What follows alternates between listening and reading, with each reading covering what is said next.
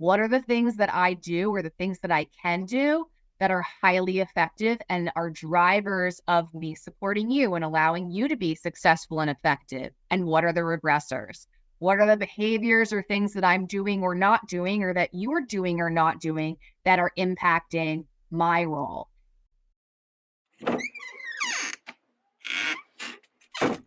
Well, welcome to Exude Human Capital Consulting's Hold On, Let Me Close My Door, the podcast that brings real stories from real professionals with real solutions to you. Join us as we navigate the ever-changing workplace with Allison DeFlorio, co-founder and managing partner of Exude Human Capital, and special guest. Today's podcast around something's not working. This podcast and this topic is really the collaborative conversations that I have had with our principal consultant and our guest on today's podcast, Elena Van Kirk. Welcome, Elena. Thank you, Allison. I'm so excited to be here. My first podcast. It's been way too long, Elena. We should have done this many podcasts ago.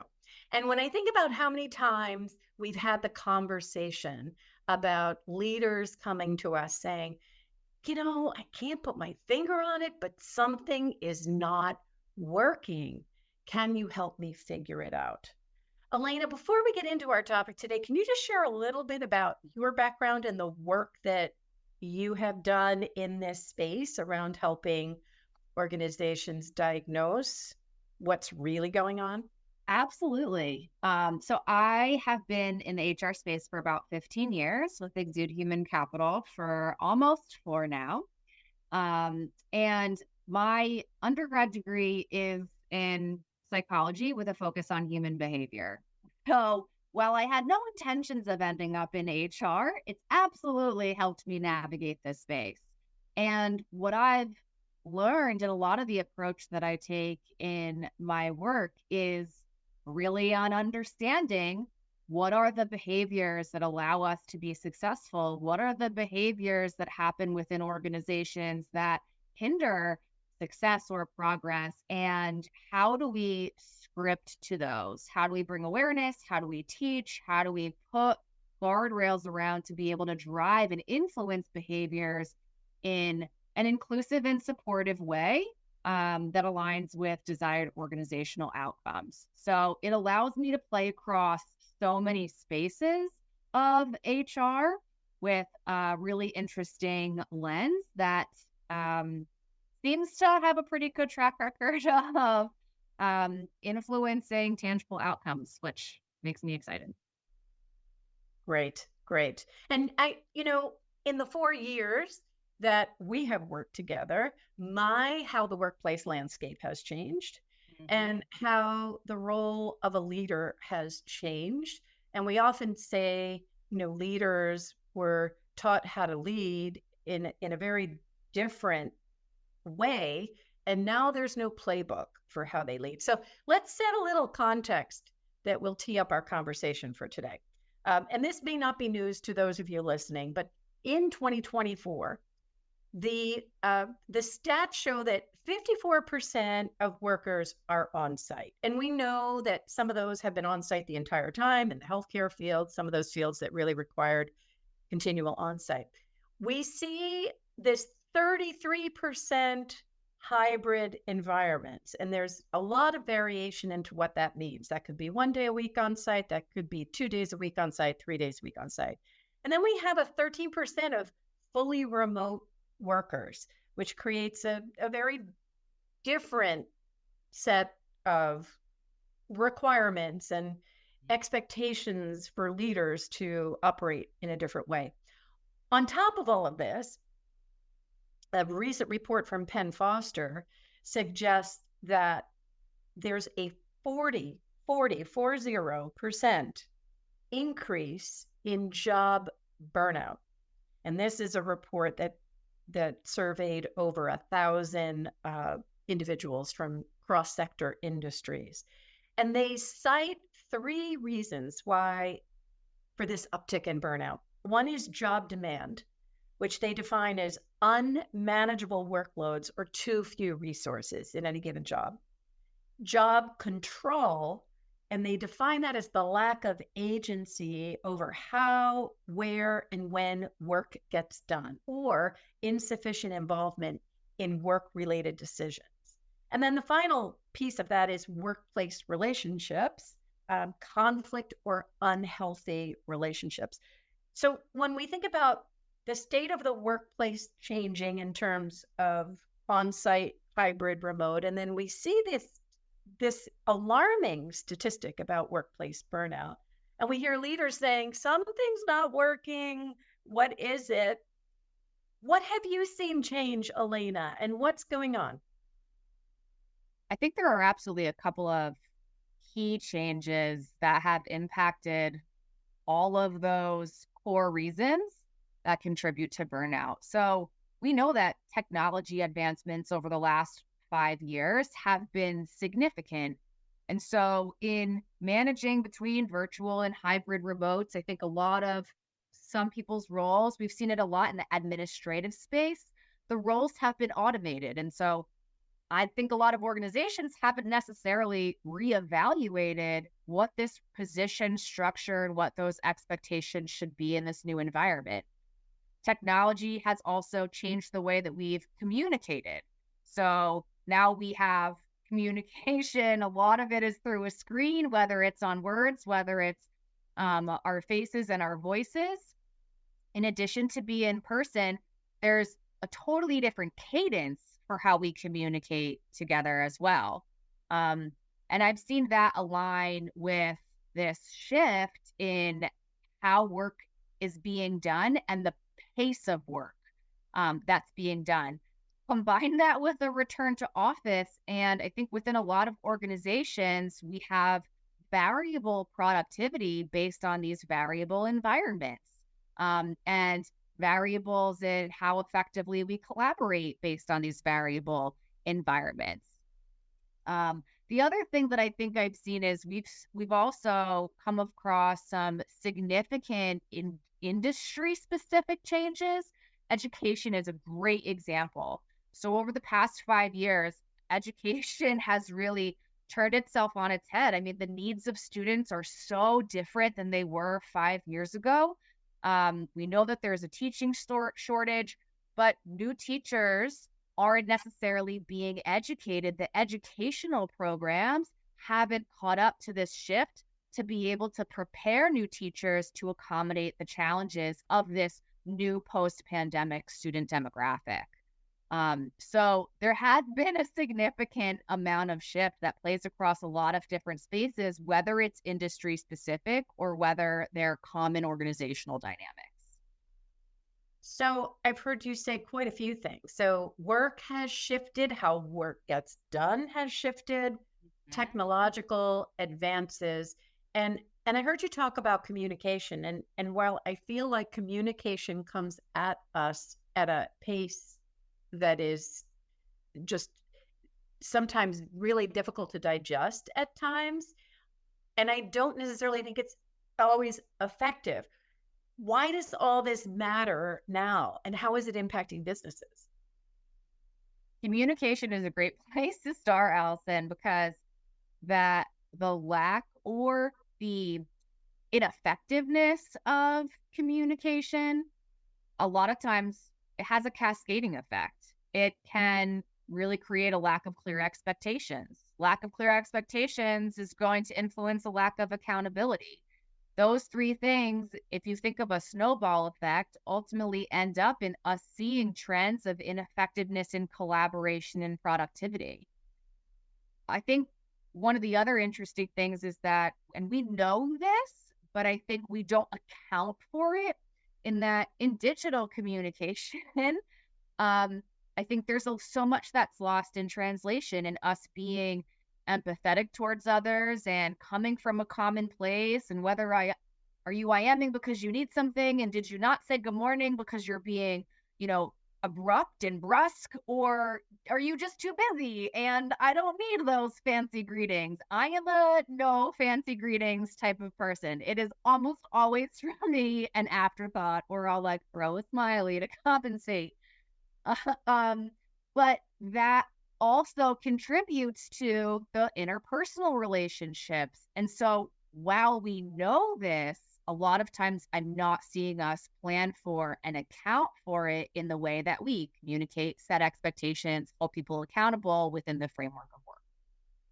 I think that's interesting as well when you think about the digital communication, where when we're not seeing each other in the office like we used to, so we have that perhaps a more trusting relationship because I know you a little bit better and I might see that email or digital communication without the smiley face, let's say.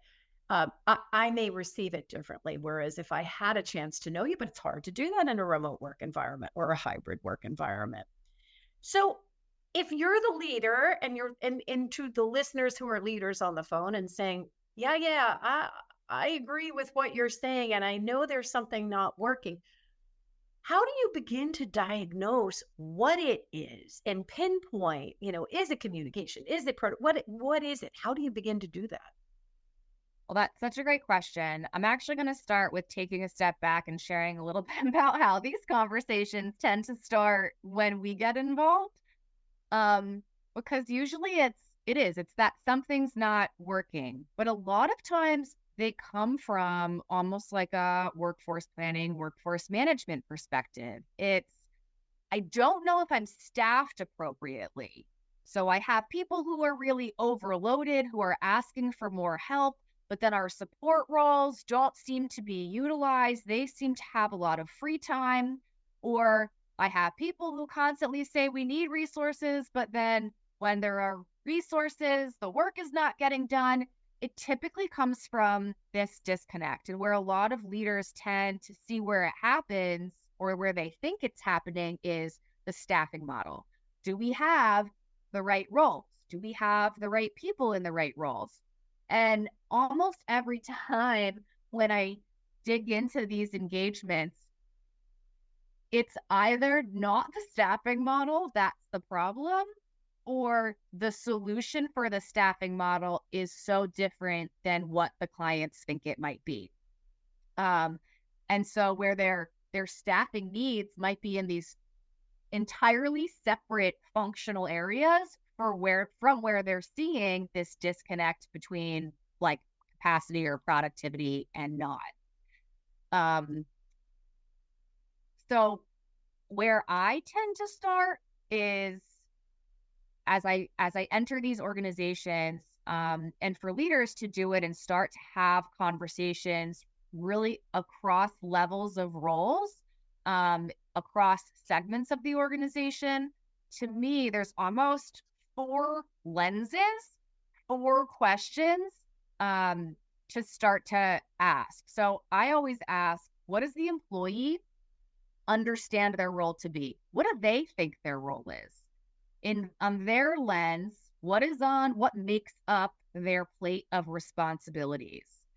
And getting an understanding of how do they see their time expected to be allocated? How do they see themselves being dependent or supporting others in roles that are connected to them? The second piece of this is, what do others expect from them? What are others' expectations of their role and how they are either dependent or supporting tangential positions? And then that third piece is, what does the organization need from them? So if we look at the work and the org chart as a whole, what is the function of that role in supporting and leading into broader organizational goals? And once we start to map up to the top of the organization that way, then I start to ask questions. And I would encourage leaders to really start to think about, what are they or how are they prepared to deliver in that way? So are they prepared to deliver what others expect from them? Are they prepared to deliver in a way based on what the organization needs from them? Because we can clarify expectations. We can create a through line from employee lens, through coworker, colleague lens, through organizational lens. but are they prepared to execute in the way that we now need this unified, common understanding of a role to be? This almost sounds like something every leader should do, given how much change there has been in the workplace and how work gets done. How have you seen it change, if you will, or how this need has bubbled up in the last, 5 years? Yeah, I think there are pieces of it. I think there are pieces of this that people have tried to embed. A 360-degree performance evaluation is a great example of that, right? We want feedback from others, from colleagues. And so we try to capture that through a performance review. And I think that's a great way to be able to share feedback and to, close the loop on some of these disconnects or where there might be misalignment of expectations. Um, I don't think that it necessarily it's so much on the individual level that it doesn't necessarily address sometimes some of the broader issues that we uncover when we're doing analysis and working to diagnose some of these things. So, on the one hand, on the individual side, more times than not, there are four core reasons why people or their roles, I think sometimes it's the role that tends to be ineffective. And those would be expectations.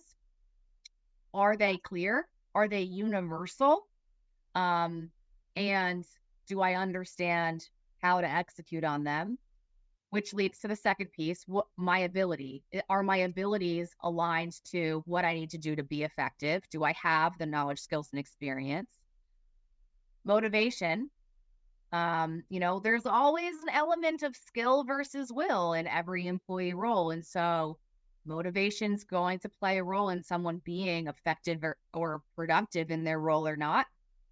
And the fourth one, which to me is, I think, probably the biggest gap, is accountability. And I think part of that is because most people think of accountability for a role or a job performance as that list of roles and responsibilities on the job description. And we've started to work with clients to map models that, instead of thinking about accountability as roles and responsibilities, really start to break down relationships to show how do we look at accountability. What needs to be effectively delegated? What needs to be effectively escalated? To whom? In what scenarios? What does that look like? What is the purpose and function of this role in supporting, um, you know, similar or adjacent roles and functions? And so, modeling accountability in that way, what are you dependent on me for? What am I dependent on you for? In a really specific way that goes outside of just one job on a piece of paper, is how we start to uncover the behaviors. Here comes my special space. The behaviors that act as, I like to call them, drivers and regressors between relationships.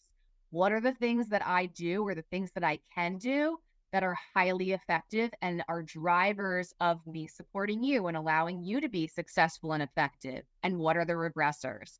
What are the behaviors or things that I'm doing or not doing, or that you're doing or not doing, that are impacting my role?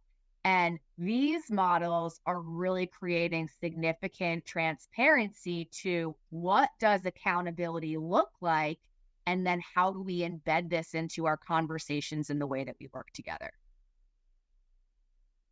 And I love that last word that creating transparency, because I know we hear that, we see it come up on engagement surveys in relationship to a lot of different things, but certainly transparency and what is expected of me, and making sure that a manager or a leader is very clear on how someone is going to be held accountable.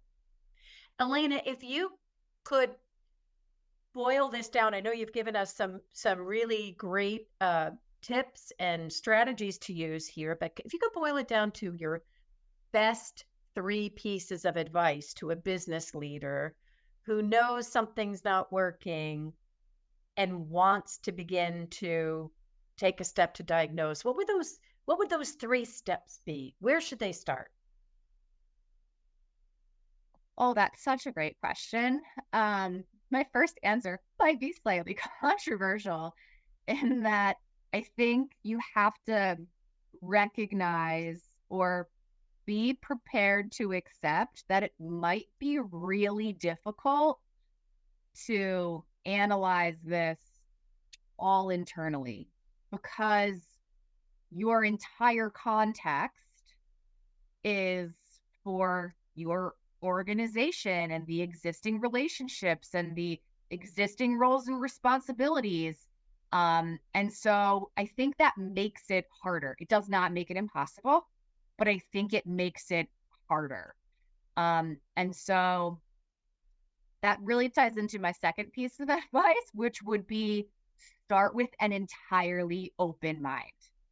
Um, when we hear this, we get asked this question, something's not working. Can you help us figure out what it is? And we say, okay, great. Tell us a little bit about what's not working. What we almost always hear is what's not working, but also why they think that is and what they think they might be trying to solve for.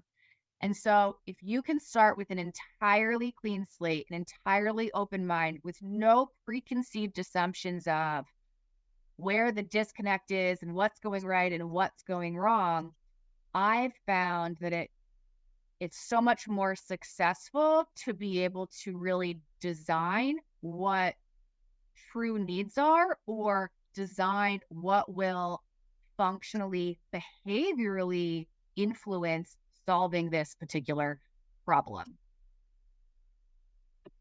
Let's see. One more. One more piece of advice. Oh, I think this is it. I think every time we do this work, there is such a learning curve for changing relationships because that's where a lot of this happens. And so it's not necessarily how well we get along as people. A lot of it is also that professional relationship. And so being respectful and and understanding some of the dynamics of people are going to feel a sense of ownership about some things. They're going to be confident doing some things and more uncomfortable doing others, and all of that influence behavior. Not that you have to be an expert in any of that, but a lot of times implementing accountability models or implementing conversation techniques to have productive relationships, it is so different from how people currently operate. And so there is a huge learning curve. There's a learning curve for executives to understand, how do I support all of my people in doing things differently? There's a huge learning curve for managers who have responsibilities as employees themselves, but also as leaders. And there's a huge learning curve for employees. And so I think in figuring out, usually in the something's not working, it is this combination of job expectations, communication, accountability, behavior, relationships. It's like this six piece function. I think you have to communicate and reinforce with so much grace that we want to do this well. We just have to continue to learn and try to do it better. It's not black and white. It's not linear. You can't turn it on today and expect it to be live tomorrow. It's not an implementation in that way. It is a continual cycle of learning and communication. I love how you outlined that and how you framed it. And when I think about the feedback I've received from the clients that you've done this work with, they almost this sounds a bit, well, they almost sound as though they're at peace, or there's a sense of calm because they have taken the time to step back and do this work, which is not, it's not a quick process, but it's an important process. And once you've done that, there is this kind of understanding and ownership of of how work will be done, which will influence accountability, which influences productivity. I also think something that's so critical, whether you're looking to solve organizational problems internally, whether you're bringing in help to solve organizational challenges, I think, oh my gosh, if this is like the most critical thing that I can share. So many times when we present solutions or um, more often than not, someone's going to be presented with a model, right? This is the new org structure model. This is the new model for this. Um, I think the biggest challenge is that so many times, um, what the challenge with models is that it gives you a way to understand what's happening and what we want to happen, but it doesn't help you operationalize it. And Right. so I think we probably spend more time on the operationalizing side of things than we really do on the diagnosing and design piece, because the diagnosing and design piece is use I shouldn't say useless, but so much of its value is minimized if it can't come off the piece of paper and be embedded into the culture of an organization. And most leaders, most people don't have that skill or struggle to see that perspective of how does this structure and model on a piece of paper translate to the behaviors and the decisions that I make in the hundreds, thousands on a daily basis. And so I think that is absolutely like the most critical piece is either being able to spend time to figure out how we operationalize it, what the support looks like, um, how do we reinforce it, how do we build accountability into it over time in a way that, again, the ultimate goal is for anything that gets designed in this lens to come off the piece of paper and be embedded into the organization. And so whether you do that or whether you have a partner help you do that, the operational strategy is most likely going to be for any type of change in this way, a 6 month to a year multifaceted plan approach with resources for people to lean into 2 months later. And that is to me just so critical to this type of work. And thank you for mapping that out, because we all know this is big change. How work is, if you're changing how work gets done and creating this transparency, that's huge change. We know statistically they say 70% of change initiatives fail because people don't invest the time and the resources to nurture the individuals going through the process, to your point, to make it applicable, to make this, whatever this new structure is, alive and functional, and have feedback mechanisms to work through the change, to normalize. Absolutely.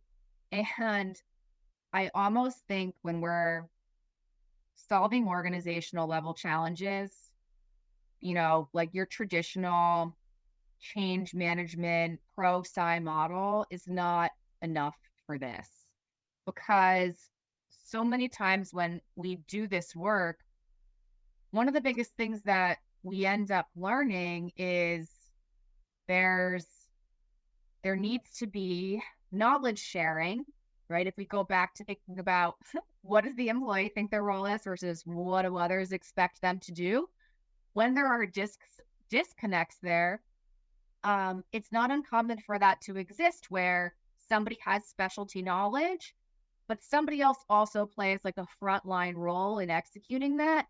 And how do we share that knowledge? Well, the person who has specialty knowledge thinks of it at their specialty level. And so one of the things that we need to do, and I think this tends to get lost in like your traditional change management plan, is how do we rebuild the resources that might already exist, but in a way that then becomes operational or more useful and applicable for people to be able to execute and share that knowledge and understand it, and be able to do it in a different way. Um, and so sometimes it's that it's how do we get two people to work more aligned, and we have to figure out how to support each other differently in re-engineering some of the tools and resources that we already have. I think that I could probably talk with you about this subject for hours. I don't think I ever get tired of this, and I'm having these little bursts and visions of the aha moments that I have seen you turn on with clients as they start to do this work with you. And I'm going to do something for our listeners that we don't typically do, but I will encourage you to reach out to us if you would like to have a complimentary conversation about this type of work. Because if you're listening and this topic is of interest, I can't think of anyone I would rather have you speak to than our principal consultant, Elena Van Kerk. Her expertise and her knowledge and wisdom and gravitas and working through these types of engagements is really exceptional. So, Elena, I want to thank you for being a guest on Hold On, Let Me Close My Door. I hope we get you back for another topic in the near future, if we can fit it into your schedule. Yes, let's do it. That would be so fun. And I really hope people reach out, because I love having this conversation. It's so much fun for me. To everyone who's listening, thank you for joining us, and we hope to see you next time on Hold On, Let Me Close My Door.